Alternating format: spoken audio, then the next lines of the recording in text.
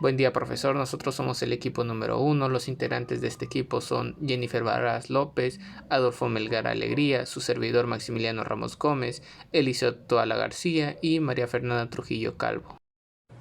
En esta primer subcompetencia, el primer tema es la función de operaciones, 1.1 antecedentes, 1.2 concepto básico, 1.3 el sistema productivo, 1.4 el subsistema de conversión, 1.5 interrelación con otras áreas funcionales, 1.6 criterio de clasificación de sistemas productivos, 1.6.1 como sistema económico, 1.6.2 por tipos de proceso. Empezaremos a desarrollar esta subcompetencia. Las principales funciones de las operaciones en las empresas es que las empresas, al contar con departamentos de operaciones, garantizan que las funciones que se desarrollan en la empresa diariamente fluyan sin tener inconvenientes, que dichos equipos se centren en mantener la eficiencia del proceso de producción y así poder ayudar a estos equipos a tomar decisiones inteligentes. Las funciones y habilidades esenciales de la gestión de operaciones son la planificación operativa, que es el ingenio, las finanzas, que es la planificación financiera, el diseño del producto, que es la interpretación de datos, control de calidad, que es la gestión de conflictos, pronósticos, la toma de decisiones basadas en los datos, la estrategia, que es el pensamiento crítico, y la gestión de la cadena de suministro, que es la resolución de problemas. Presentamos una línea del tiempo en la que rápidamente vamos a ir viendo el desarrollo histórico de las operaciones, que en 1776 tenemos a Adam Smith, en 1832 tenemos a Charles Babbage, en 1878 a Frederick Winslow Taylor, en 1911 a Frank Gilbert, en 1911 también teníamos a Lillian, en 1913 tenemos a Henry Ford. Igualmente, en 1913 tenemos a Harrington Emerson. En 1915 tenemos a Harris Ford. En 1924 tenemos el muestreo estadístico. En 1930 tenemos al Walter Seward. En 1931 tenemos al Walter igual. En 1933 a Elton Mayo. En 1940 a George Danzig. En 1947 tenemos el método Simplex. En 1950 a Taiichi Ohno. En 1953 tenemos a David Kendall. En 1960 a Herbert Alexander. En 1970 tenemos el control de inventarios y la computación. Igualmente en 1970 está Joseph y Oliver, la producción sincronizada. Y en 1980 tenemos el control total de calidad. En 1984 tenemos a Hayes. En 1993 tenemos a Warren y a Davis. En 1993 también tenemos la reingeniería de los procesos. En 1996 la creación de los modelos. En el 2000 tenemos el comercio electrónico y también la ciencia de los servicios. Y así es como vemos las bases de la producción y las operaciones hasta la actualidad. Pero ahora, ¿qué son las operaciones? Las operaciones pues son el conjunto de actividades que se realizan para proporcionar productos o servicios. Es un proceso de transformación de la materia prima, también es llamado conversión, que pues transforma las materias primas en bienes o servicios y pues esta es la adición de un valor de un bien o un producto o servicio por defecto de una transformación. El sistema productivo. Engloba las funciones esenciales y complementarias que se requieren para asegurar la armonía del sistema de la producción. Como número 1 tenemos la previsión, que esta proporciona los datos básicos en términos de la concepción y la administración de las operaciones. En segundo paso tenemos la planificación, que esta pues básicamente consiste en establecer calendarios de fabricación que sirva para el control de las actividades que se desarrollan. Como tercer paso tenemos el control, que comprende dos actividades. La primera es el control de producción. En el aspecto cuantitativo engloba la productividad, demoras, costos. El segundo es el control de la calidad. Y como cuarto paso tenemos la organización científica del trabajo, que es un factor que pues cada vez es más decisivo para todo, porque para el sistema de producción es el desarrollo y la rentabilidad del sistema, que pues estos factores dependen de ella. Subsistema de conversión. La planeación y programación de las operaciones se centran en el volumen y en el tiempo de producción de los productos, la utilización de la capacidad de las operaciones y el establecimiento de un equilibrio entre los productos y los distintos niveles para lograr competir adecuadamente. La interrelación con otras áreas. Como ya se había mencionado, la producción es un subsistema funcional de las empresas, así como la mercadotecnia, finanzas, recursos humanos, que en conjunto forman la empresa.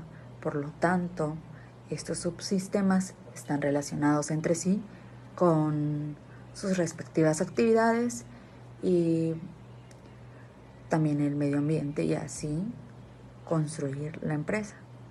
Por último, tenemos los criterios de clasificación de sistemas productivos, que se dividen por tipo de proceso, que esos son los procesos continuos en línea o por producto, los procesos intermitentes por orden o por proceso, y los procesos por proyecto o los mixtos. Y como sistemas económicos, la clasificación de los sistemas productivos en base a los sistemas económicos se clasifican en primarios, secundarios y terciarios, dependiendo de si su producción es natural, como la agricultura, o si requiere alguna otra transformación, como los productos manufacturados, si agrupa más de un producto o proceso, o si es el caso de los servicios. Tomaremos como ejemplo a Honda. Vamos a resaltar sus capacidades competitivas y las estrategias que presenta. Cuando Honda entró al mercado, cuenta con diversos productos como cortadoras de césped, motocicletas, motores, automóviles, y esto indica la capacidad de la empresa para diseñar y fabricar productos innovadores. Asimismo, es consecuencia de la capacidad superior para administrar la distribución y desarrollar nuevos productos. Cuando entró al mercado de motocicletas, los distribuidores locales eran motociclistas ansiosos de mantener su pasatiempo, pero con escasas habilidades para los negocios. En contraste con otras compañías, Honda entrenó a sus distribuciones y les brindó gran apoyo. La organización suministró procedimientos de operación y estableció políticas de mercadeo, ventas, administración de planta y de servicios, así como un sistema computarizado de información para la administración de la distribución. Los distribuidores de la competencia no eran rivales para los mejor preparados y mejor financiados distribuidores de Honda. A medida que Honda penetraba en los nuevos mercados, producían la misma capacidad de administración de la distribución. Esta capacidad, unida a la experiencia de Honda en motores y trenes eléctricos, les proporcionó un margen competitivo. La capacidad de Honda para comprender el producto al trasladar las necesidades del cliente en los nuevos productos también era un elemento importante para su éxito. Buenas tardes, soy María Fernanda Trujillo Calvo, alumna del quinto GM. En el siguiente video vamos a continuar hablando sobre la productividad, principalmente su concepto, además de los tipos de productividad que existen y los factores que afectan, pero también los factores que van a ayudar a mejorar la productividad en las empresas. Y también se dará un breve ejemplo de esto. ¿Qué es la productividad? Pues bueno, al hablar de productividad nos referimos a la medida económica determinada por la comparación entre los bienes o servicios producidos y la expectativa o la cuota mínima de producción indispensable, o en términos más sencillos, es la relación que hay entre lo producido y lo que se necesita producir, tomando en cuenta los factores e insumos necesarios para poner en marcha el proceso. Así, determinados sistemas, procesos o incluso trabajadores pueden ser más o menos productivos en base a su rendimiento, es decir, la cantidad de productos obtenidos en un lapso de tiempo determinado, y su eficiencia, que quiere decir la cantidad de recursos que invierten en la obtención del producto. De este modo que sea a mayor productividad se obtiene mayor rentabilidad, es decir, mayores beneficios. Y con esto toda la organización o la empresa va a buscar que siempre se aumente sus márgenes de productividad evaluando sus esquemas de producción. Ahora vamos a continuar hablando con los tipos de productividad. Se reconocen 3 tipos de productividad, que son la productividad laboral, productividad total de los factores, PTF, y la productividad marginal. En la productividad laboral, también es conocida como productividad por hora trabajada, tiene que ver con el aumento o la disminución del rendimiento en pro de la obtención del producto final. La productividad total de los factores es el aumento o disminución del rendimiento debido a la variación de cada uno de los factores que intervienen en la producción, como son trabajo, capital o los conocimientos.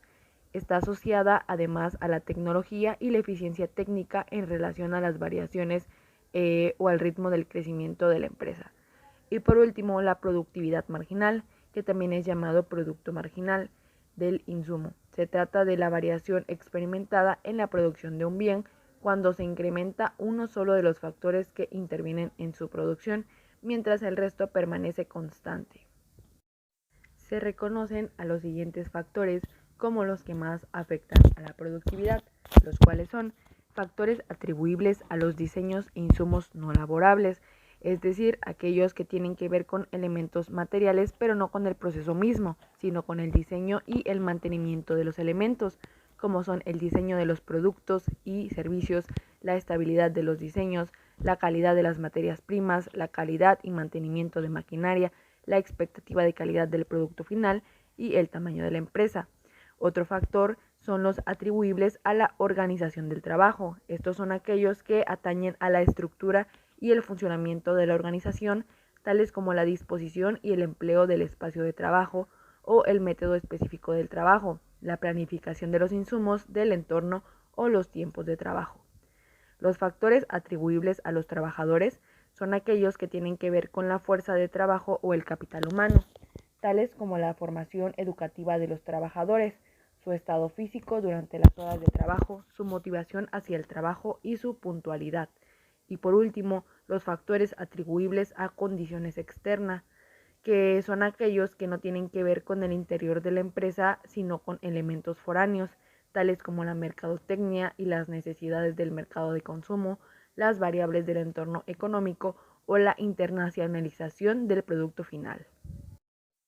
Entre los factores que favorecen a la productividad encontramos el ambiente laboral positivo, reconocimiento laboral, las tecnologías de la información y comunicación y los incentivos laborales. Además, encontramos otros factores que van a ser de suma importancia, como la transformación digital, ya que en plena era tecnológica, con millones de usuarios que acceden cada segundo al Internet en busca de servicios, productos y oportunidades, las empresas siempre tienen que estar al margen del entorno digital. La innovación constante es otro de los factores, ya que ayuda a que las empresas cuenten con equipos más eficientes, más rápidos y que permitan alcanzar los objetivos marcados en menos tiempo. Otro de los factores es la motivación de los empleados. Los empleados deben de estar motivados para ser productivos, motivarles con incentivos salariales, promoción laboral, personal o implicándoles en proyectos de forma que se sientan parte indispensable de la organización, pues ayuda a conseguir resultados. Otro factor es la comunicación abierta, ya que una comunicación fluida entre los trabajadores de cada uno de los departamentos es una muy buena forma de evitar malentendidos, errores o olvidos, pero también es útil para librarse de reuniones constantes que consuman tiempo para todos. ¿Por qué es importante la productividad? Pues bueno, la productividad es un elemento clave en la supervivencia de las empresas y organizaciones, primero que nada por su impacto directo en la rentabilidad, dado que el aumento de los márgenes de productividad suele traducirse en un aumento de la ganancia final, y en segundo lugar, porque también tiene que ver con el manejo de los recursos de la organización, tales como los insumos materiales, energía, capital humano y de trabajo, pudiendo así también tener consecuencias ecológicas, es decir, a mayor productividad, mayor consumo de agua y energía o mayor subproducción de contaminantes. Para poder comprender mejor el tema que se explicó acerca de la productividad, vamos a dar un ejemplo de ello. Supongamos que en una fábrica de enlatados va a tener una determinada estructura en base a sus factores productivos. Hay una cantidad determinada de obreros en la fábrica que trabaja durante un horario diario determinado o ya sea una cantidad de horas a la semana produciendo una cantidad diaria de enlatados determinados. Si el número de los obreros aumenta, sería posible aumentar también la productividad, suponiendo que también aumente el número de las máquinas que emplean para trabajar, lo cual arrojaría un mayor número de enlatados producidos al día. Esto, lógicamente, incidiría en un más rápido consumo de la materia prima, es decir, el metal, las latas, la energía, el agua, etc. Por lo que el nuevo ritmo de producción solo podría mantenerse con un aumento proporcional de dichos insumos. Por lo tanto, hay diversas rutas hacia el aumento de la productividad de la empresa. En cambio, si el número de obreros disminuye o empiezan a trabajar menos horas o empiezan a haber apagones o si la materia prima escasea, la productividad empezará a disminuir y con ella la rentabilidad de la fábrica de enlatados. Buen día, soy Maximiliano Ramos Gómez y el tema que les daré a conocer es el de pronósticos de producción. Bueno, para dar inicio a este tema es necesario pues definir qué son los pronósticos. Bueno, como aprendimos, los pronósticos se emplean en el proceso de establecimiento de objetivos tanto de largo como corto alcance, constituyéndose así en bases para el desarrollo de planes a nivel general, pues obviamente en las distintas áreas o unidades. Los planes basados en dichos pronósticos no solo atenderán a ellos, sino que se establecerán estrategias y acciones que lo puedan pues contrarrestar, corregir o también impulsar. Bueno, asimismo es necesario destacar las características del pronóstico de producción o también llamado de demandas. Estas características serían las siguientes. En primer lugar, pues que es consistente con las demás áreas del negocio. Por ejemplo, si marketing pronosticó un crecimiento del 25% de unidades vendidas, entonces la producción y los recursos humanos deben estar en capacidad de cumplir esas demandas. Por otro lado, también se dice que se basa en el conocimiento adecuado del pasado relevante. Es decir, aunque hay excepciones, la regla es que comportamientos ocurridos en el pasado son fuentes de predicción hacia el futuro. Otra de las características también vendría siendo que tienen en cuenta el entorno político y económico. Este es un punto importante, pues un cambio en las condiciones de estos factores pueden traer consecuencias enormes en cualquier sector económico. Otro punto sería el que es oportuno, es decir, ya sea para pues ganar cuota de mercado introduciendo un nuevo producto o asimismo también para retirar otro y así poder evitar una crisis. En el más preciso de los pronósticos pierde toda su utilidad si se ha dejado pasar alguna oportunidad correcta de aplicarlo en la planeación. Un ejemplo de lo que acabo de mencionar vendría siendo que si una tienda minorista espera más ventas de las habituales de un artículo en particular durante una demanda de temporada, pues puede contratar más personal y tener más estocaje, es decir, más inventario. Durante ese periodo estimado puede satisfacer las necesidades de cada uno de sus clientes. Para tener un buen pronóstico de producción existen diferentes métodos de los cuales podemos aplicar para poder llevar una adecuada pronosticación. Cabe mencionar que los métodos de pronósticos de producción de largo y mediano plazo manejan aspectos más generales, pues en ellos se toman decisiones administrativas que llegan a impactar en la planeación, en los productos, en las plantas y procesos de la empresa. Entonces, en base a esto, el primer método del que hablaremos sería el método cualitativo para los pronósticos. Los pronósticos cualitativos son los que no requieren de una abierta manipulación de datos, sino que hacen uso del juicio de quien pronostica. Por su naturaleza suelen ser subjetivos y pues no utilizan modelos matemáticos. Las técnicas cualitativas se usan cuando no se tiene disponibilidad de información histórica o los datos son escasos. Por ejemplo, cuando se introduce un producto nuevo al mercado, usan pues el criterio de las personas y ciertas relaciones para transformar esa información cualitativa en estimados cuantitativos. En los siguientes puntos pues vendría haciendo unas listas de las características claves de los datos que provienen de los pronósticos cualitativos. El primero vendría siendo que por lo general el pronóstico se basa en un juicio personal o en alguna información cualitativa externa.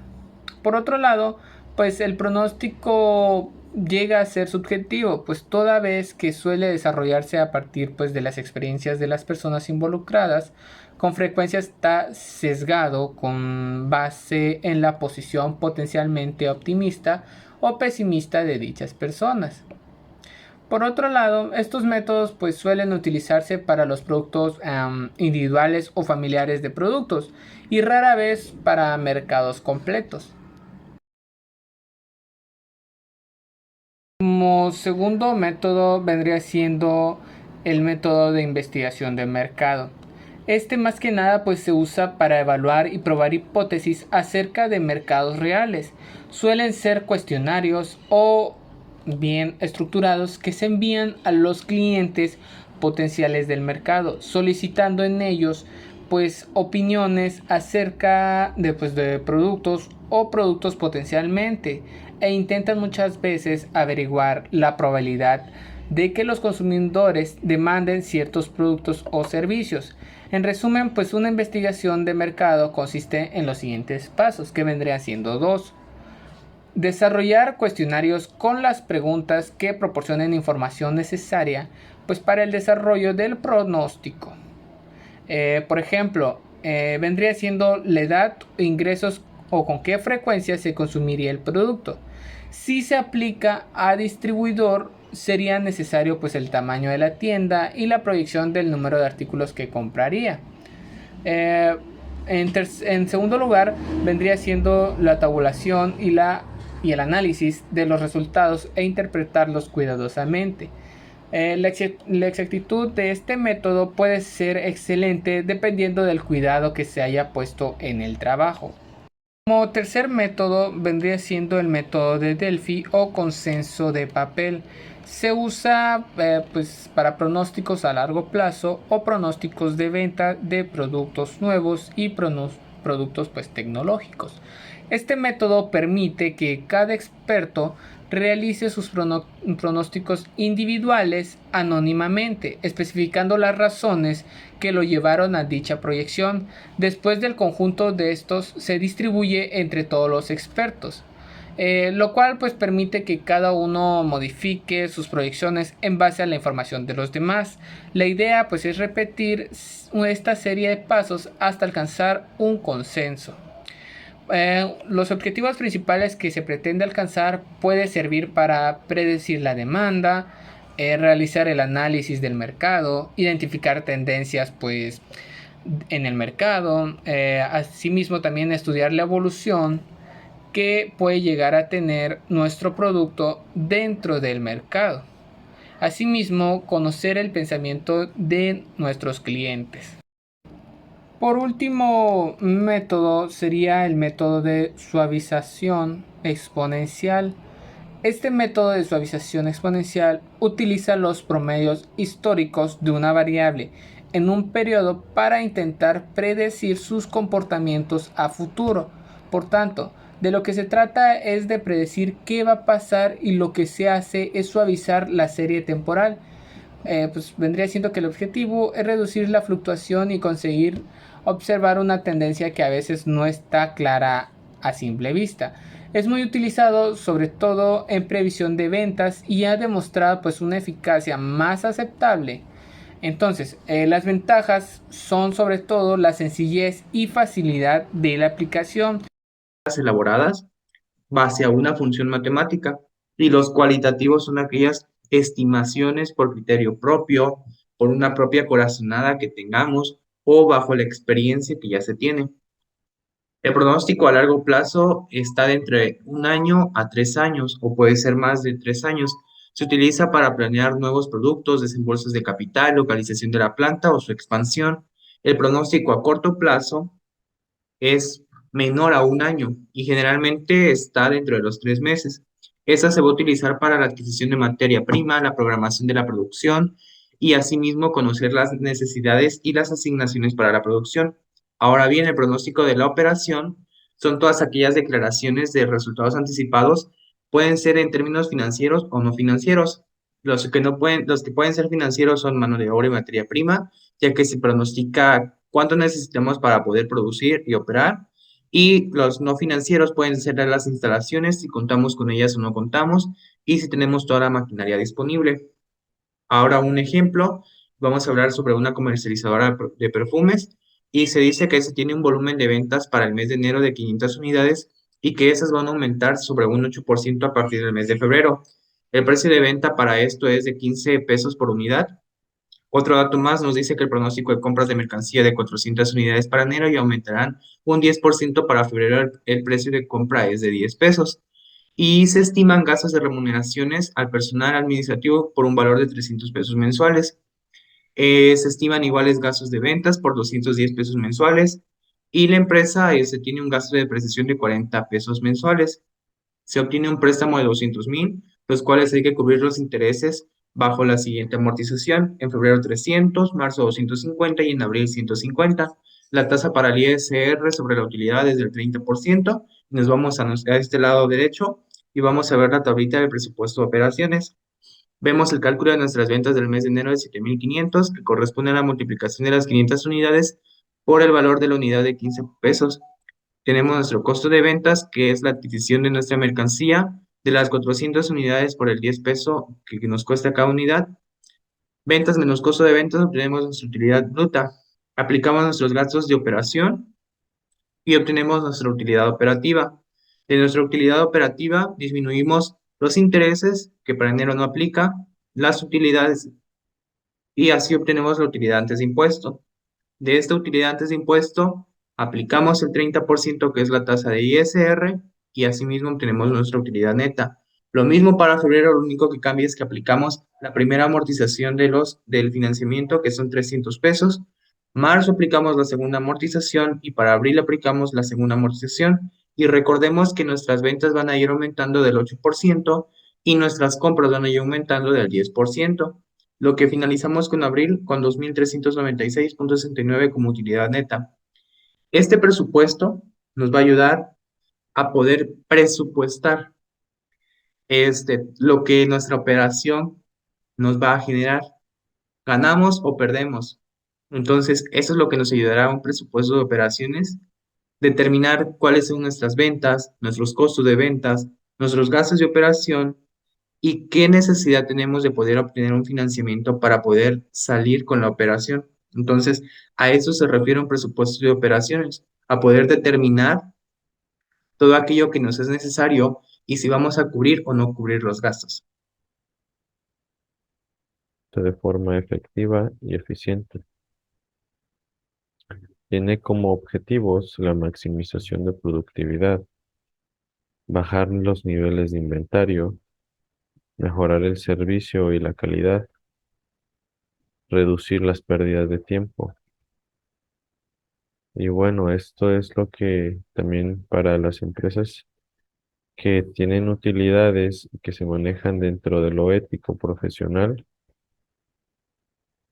las empresas exitosas tienen como característica y como objetivo también, muy probablemente tengan un programa de programación de operaciones que busque en la maximización de productividad, tener bajos niveles de inventario, mejorar su servicio y calidad y reducir las pérdidas de tiempo. Esa es la finalidad de la programación de operaciones. Identificar, organizar y ubicar las actividades que están organizadas de manera lógica y en forma de secuencia las actividades que conlleva un proyecto. Ahora hablaré sobre el diagrama PERT-CPM. Las siglas PERT traducidas al español significan técnicas de evaluación y revisión de programas. Y las siglas CPM traducidas al español significa método de camino crítico. Y bueno, este diagrama es una herramienta gráfica en la cual se puede visualizar la duración y las actividades de un proyecto. Y en él podemos trazar, en el caso del CPM, el camino crítico.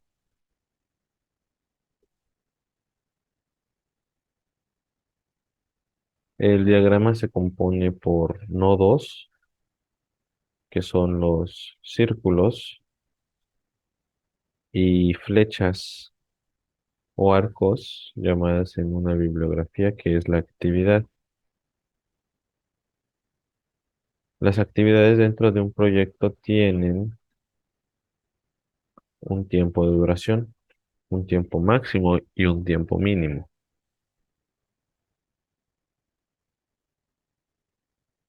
Y esa es la diferencia principal entre el método PERT y el método CPM, el tiempo. El tiempo en el método PERT son tiempos estimados y en el método CPM son tiempos reales. El diagrama PERT te permite programar y coordinar actividades de manera en que se utilicen todos los recursos de manera eficiente.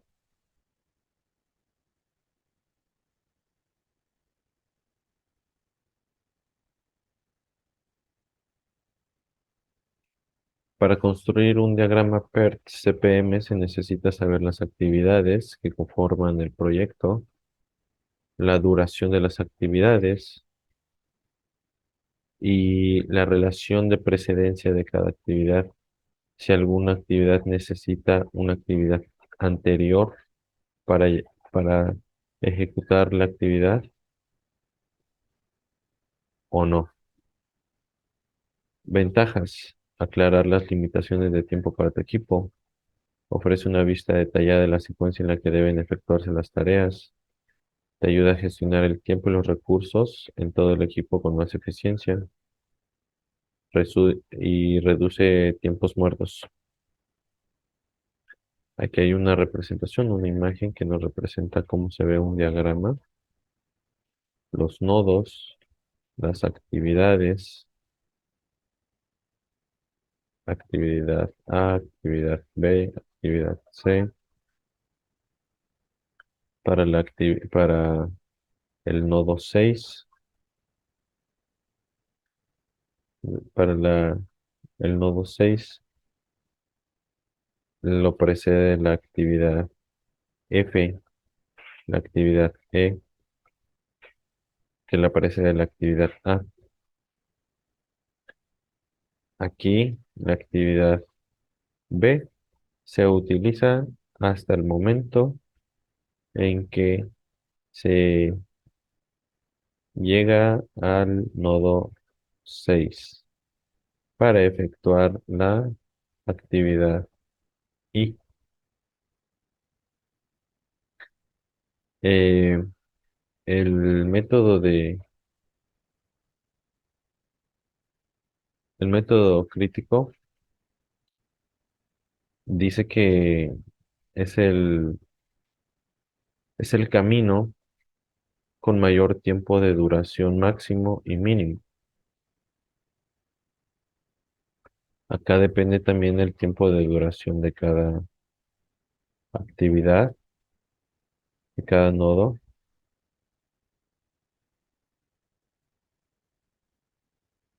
pero podríamos deducir que acá hay una actividad, dos, tres, cuatro, una, dos.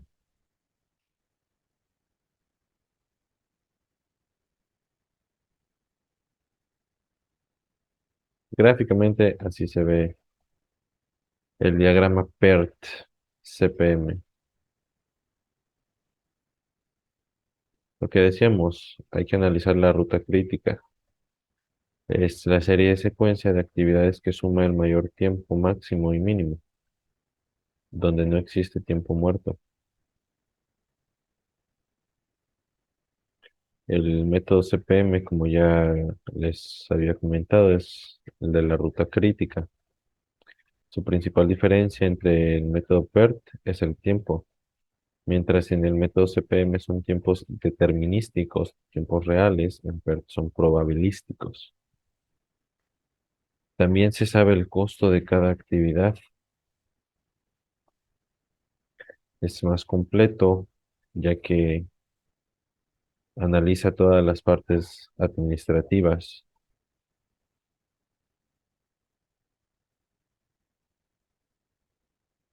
Por acá tenemos una gráfica de Gantt que nos muestra el estado actual de cada actividad con relación al tiempo estimado de realización. En el eje horizontal medimos el tiempo, aquí en este caso en días. En el eje vertical, la actividad.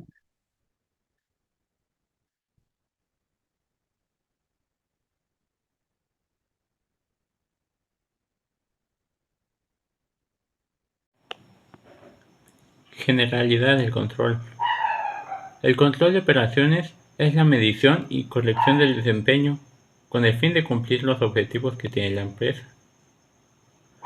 Vigilar que ésta se cumpla, comprobar los estados actuales y los previstos con los estándares establecidos en los programas y la toma de acciones necesarias para el aseguramiento de que las operaciones estén dentro del programa. El control de producción se define como dirigir y o regular el movimiento de ciclos de fabricación, desde la obtención de las materias primas hasta el producto terminado. Ese control de producción se realiza a través de un sistema de orden que el jefe o gerente hace a sus subordinados. Toma de decisiones. La toma de decisiones es muy importante, ya que pueden repercutir en las decisiones de la empresa. Estas decisiones deben de llevar un proceso. Identificación del problema. Esto sucede cuando hay una discordancia entre la situación. Elaboración y evaluación de la alternativa. Se entiende como un estudio detallado de cada una de las posibles soluciones que se generaron para el desarrollo del problema. Es decir, mirar sus ventajas y desventajas de forma individual con respecto a los criterios de decisión y una respecto a la otra, asignándoles un valor ponderado. Fase de implementación. Este cuarto paso es donde el jefe o el administrador lleva la decisión elegida a la acción y este da su informe sobre el progreso y de la solución.